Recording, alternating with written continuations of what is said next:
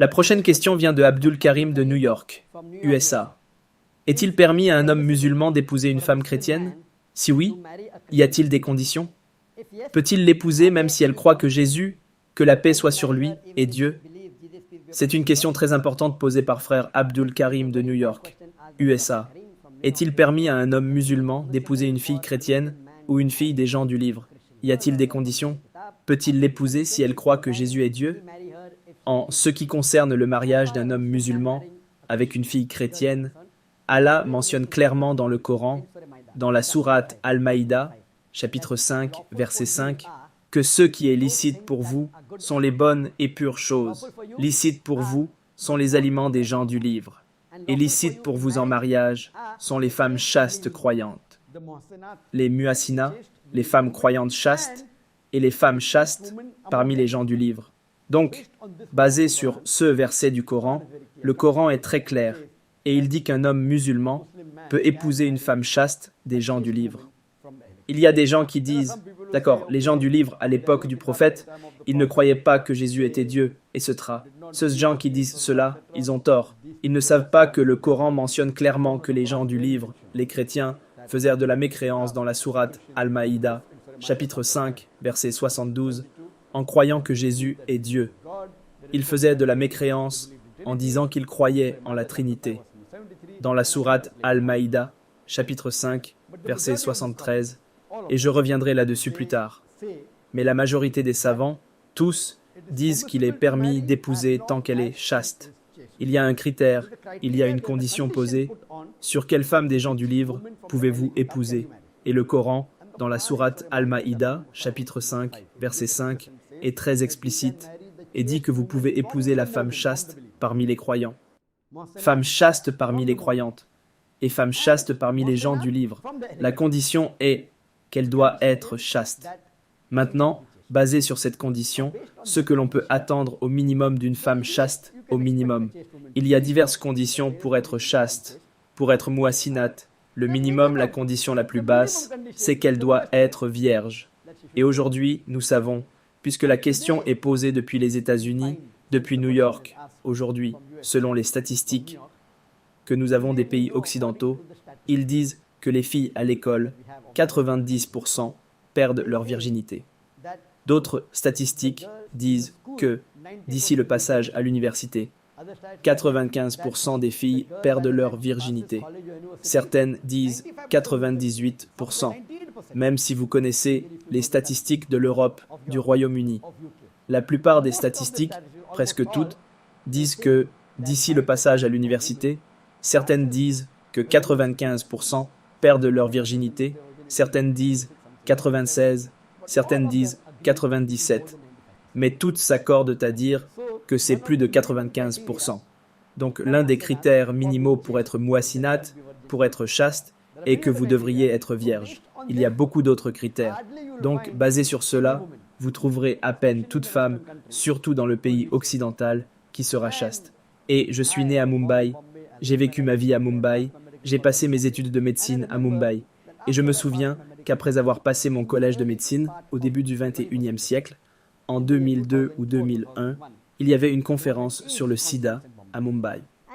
Et selon les statistiques de cette conférence, on nous a dit qu'à Mumbai, en moyenne, 70% des filles perdent leur virginité avant de passer la 10e année. Cela m'a choqué. Mumbai, en Inde, est beaucoup plus conservateur qu'Amérique, que les pays occidentaux. Et cela date d'il y a 20 ans. Aujourd'hui, nous apprenons que, dans ce 21e siècle, il est très difficile pour une femme de rester chaste, surtout dans les pays occidentaux. Et maintenant, cela arrive aussi dans les pays orientaux. La plupart des savants découragent cela. Bien que cela soit permis, ils disent qu'elle doit être chaste. Alors, où trouver une femme chaste parmi les gens du livre, une femme chrétienne chaste?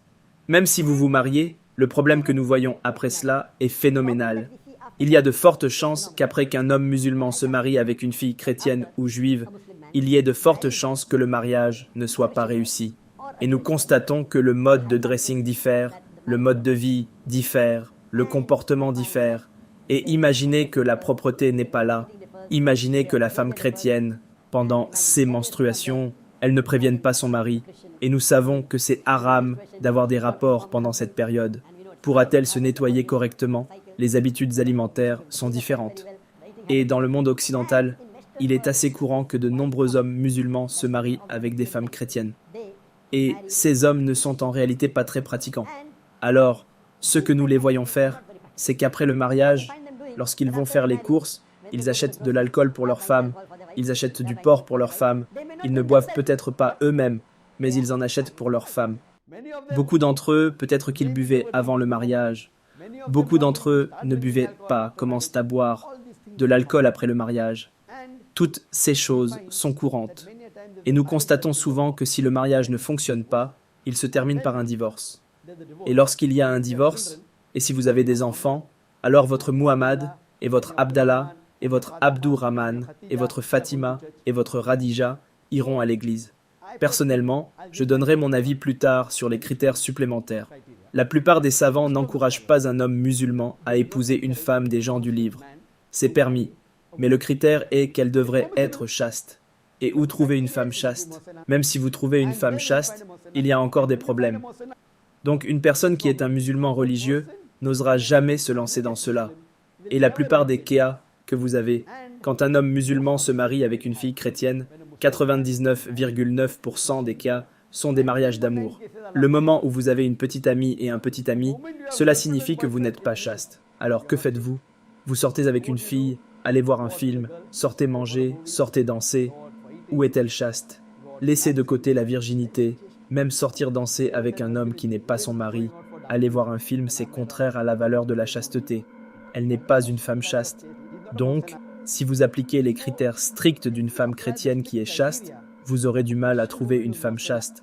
Donc, vous allez tomber sur une femme chrétienne qui n'est pas une femme chaste. Il est pratiquement impossible de suivre ce conseil aujourd'hui, dans ce 21e siècle.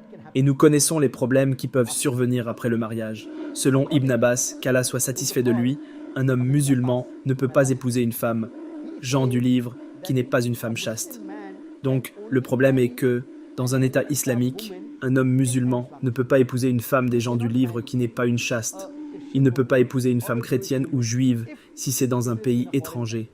Et il y a un groupe de savants qui sont d'accord avec cette opinion d'Ibn Abbas, qu'Allah soit satisfait de lui. Et même, je suis d'accord avec cette opinion. Parce que si vous épousez une fille chrétienne dans un pays non musulman, et si quoi que ce soit se produit, ils suivront leur loi, ils ne suivront pas la loi islamique. S'il y a un divorce, alors vos enfants seront mariés à une femme non musulmane. Comme je l'ai mentionné, Muhammad, Sultan, Abdullah, Radija, Fatima iront à l'église. Donc, naturellement, cela n'est pas du tout encouragé. Donc, je suis d'accord avec l'opinion d'Ibn Abbas, qu'Allah soit satisfait de lui, selon laquelle cela n'est autorisé que si l'épouse chrétienne, premièrement, doit être chaste, et deuxièmement, dans un État islamique. En plus d'être d'accord avec l'opinion d'Ibn Abbas, qu'Allah soit satisfait de lui, j'ai personnellement une autre condition, basée sur mes études du Coran. Je ne prétends pas être un savant, je suis un étudiant en connaissances, et ma spécialité est l'islam comparé aux autres religions, donc j'ai mes critères supplémentaires basés sur le Coran. Ce n'est pas mon critère, c'est mon étude du Coran. Comme je l'ai mentionné précédemment au début, Allah est très clair dans la sourate Al-Maïda, chapitre 5, verset 5. « Licites pour vous sont les nourritures des gens du livre, de même que vos propres nourritures leur sont licites. Les femmes vertueuses d'entre les croyantes et les femmes vertueuses d'entre celles qui ont reçu le livre avant vous, si vous leur donnez leur mare, avec contrat de mariage, non en débauchée, ni en preneuse d'amants. » Ce verset est là, mais il y a un autre verset dans le Coran glorieux, dans la sourate Al-Baqarah, chapitre 2, verset 221, qui dit « Et ne mariez pas les associateurs aux croyantes, tant qu'ils n'auront pas la foi. Un esclave croyant vaut mieux qu'un associateur, fussent-elles encore si belles, et ne donnez pas en mariage vos filles aux associateurs tant qu'ils n'auront pas la foi. Car un esclave croyant vaut mieux qu'un associateur, fussent-ils encore si séduisants. » Voilà ce qu'on explique clairement. Et il s'agit là de l'interdiction formelle faite par Dieu de se marier avec les associateurs. Un musulman ne peut épouser qu'une femme musulmane. Une femme musulmane qui est l'esclave est bien meilleure qu'une associatrice même si elle est la femme la plus riche du monde, même si elle est chaste, même si elle est la plus belle femme du monde, même si elle est très attirante. Mais une femme croyante qui est l'esclave est bien meilleure pour un homme musulman qu'une femme non croyante. C'est très clair. Vous pouvez épouser une femme chaste d'après le Saint-Coran. Le Coran est très explicite dans la sourate Al-Maïda, chapitre 5, verset 72, où il dit qu'ils commettent de la mécréance. Ils blasphèment ceux qui disent qu'Allah est le Christ, fils de Marie. Cela signifie que le Coran est très clair dans la sourate Al-Maïda, chapitre 5, verset 72, que les chrétiens disent qu'Allah est le Christ, fils de Marie. Et le verset continue. Ils blasphèment ceux qui disent qu'Allah est Jésus-Christ, fils de Marie. Mais dit le Christ, ô enfants d'Israël, qui est mon Seigneur et votre Seigneur? Quiconque associe des partenaires à Allah, Allah lui interdira le paradis, et le feu sera sa demeure, et il n'aura aucun secoureur dans l'au-delà.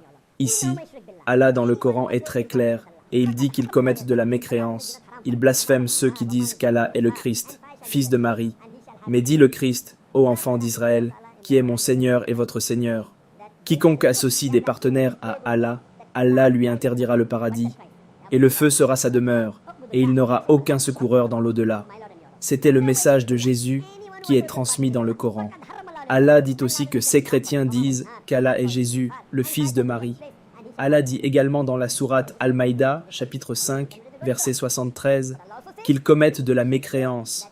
Ils blasphèment ceux qui disent qu'Allah est trois en un, qu'Allah est la Trinité. Donc ici, le Coran dit que les chrétiens commettent de la mécréance en disant que Jésus-Christ, paix soit sur lui, est le Dieu Tout-Puissant.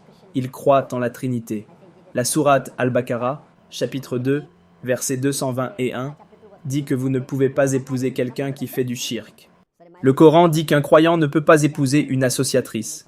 Alors, comment se fait-il que la sourate Maïda dise que vous pouvez épouser les gens du livre? Cela semble être une contradiction.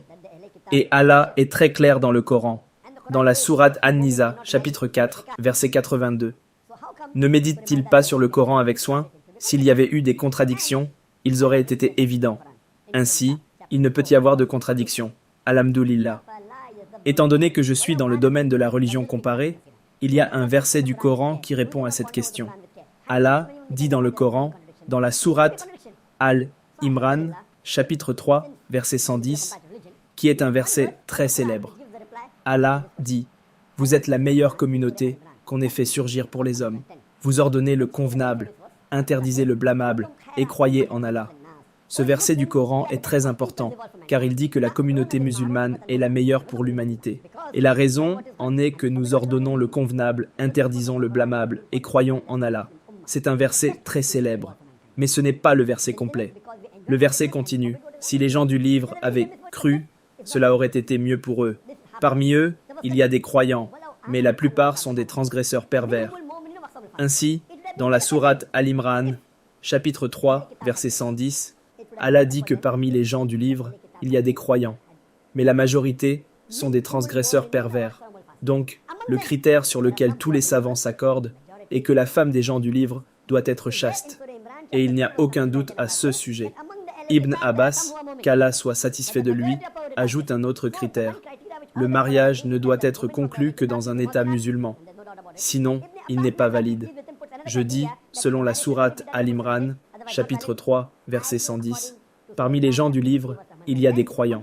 Cela signifie qu'ils ne croient pas que Jésus est Dieu. Ils ne croient pas en la Trinité. Donc, vous pouvez seulement épouser les chastes parmi les gens du livre, les chastes qui sont croyants. Cela ne contredira pas le verset du Coran de la sourate Al-Baqarah, chapitre 2. Selon moi, dans mon étude modeste, je ne prétends pas être un savant. Le critère supplémentaire, outre le fait que la femme doit être chaste et que le mariage doit avoir lieu dans un état islamique, est qu'elle doit être croyante. Cela signifie qu'elle ne doit pas croire que Jésus est Dieu, elle ne doit pas croire en la Trinité. Et à l'époque du prophète, il y avait de telles personnes. L'exemple est Warqa bin Naufil, qui était le cousin de Radija, qu'Allah soit satisfait d'elle, et il était un croyant. Il était chrétien mais croyant. C'est-à-dire que vous trouvez qu'il y a très peu de compagnons, c'est permis. Je ne dis pas que c'est haram, mais il y a des critères. Cette femme des gens du livre, la femme juive ou chrétienne, doit être chaste, doit être dans un état islamique et doit être croyante. Elle ne doit pas faire de shirk. C'est tout. Il y a très peu de compagnons, je pense. Hudhaïfa, qu'Allah soit satisfait de lui. Talha ibn Ubaydullah, qu'Allah soit satisfait de lui. Très peu de compagnons qui avaient des épouses issues des gens du livre. Mais mon conseil aux musulmans, surtout dans les pays occidentaux, est de ne pas abuser indûment de ce verset et de penser que tout est permis. Ce verset est très explicite. Elle doit être une femme chaste. Trouver une femme chaste est extrêmement difficile. Et si vous appliquez la condition d'Ibn Abbas, qu'il doit s'agir d'un État musulman, naturellement, la question vient de New York, d'un pays occidental, je serais totalement en désaccord. Qu'un homme musulman devrait épouser une femme des gens du livre, surtout dans un pays occidental. Même dans un pays islamique, elle doit être chaste et croyante. Et ce que nous trouvons, c'est que la plupart de ces mariages sont des mariages d'amour. Comment pourrait-elle être chaste? Ok, si vous trouvez une femme chrétienne qui a accepté l'islam parce qu'elle aimait l'islam, aucun problème. Quelqu'un qui a accepté l'islam et qui est un converti, et ensuite vous vous mariez, aucun problème. Mais vous tombez amoureux d'elle, vous allez ensemble à l'université où vous travaillez ensemble, puis vous tombez amoureux et ensuite vous dites que l'islam le permet, et alors vous pouvez aller voir un qazi et peut-être dire la shahada pour la forme. Ce n'est que de la chirurgie esthétique. Il y a de grandes chances que vos enfants, votre Muhammad, votre Abdallah, votre Fatima, votre Radija, aillent à l'église. Je suis totalement en désaccord. Ces types de musulmans ne sont pas des musulmans pratiquants. Un musulman pratiquant ne tomberait pas naturellement amoureux d'une fille chrétienne, car sa foi est faible. Et ensuite, il utilise un verset du Coran comme excuse pour se marier. Je ne rends pas le permis haram, je dis qu'il y a des conditions, et c'est très difficile, très difficile de trouver une telle chose. Donc, mon conseil aux jeunes musulmans est de ne pas utiliser ce verset du Coran comme excuse pour épouser une femme chrétienne. Il y a diverses conditions, c'est presque très difficile à remplir, et le faire dans un pays non musulman n'est également pas permis. Je suis allé voir de nombreux érudits et suis d'accord avec cela. Et ce ne sont que des engouements. Vous vivez dans un pays occidental, vous allez au travail, vous allez à l'école, donc nous devrions nous éloigner de ces choses. Si vous trouvez vraiment une fille convertie qui a accepté l'islam, non parce que vous êtes tombé amoureux, et qu'elle suit les principes de l'islam, qu'elle prie 5 fois par jour et est une femme modeste, alors il n'y a aucun problème. Mais s'il vous plaît, ne vous impliquez pas dans l'amour, puis dites que c'est permis en islam. Veuillez vous en éloigner. Ce ne sera pas seulement mauvais pour vous, mais pour les générations à venir. J'espère que cela répond à la question.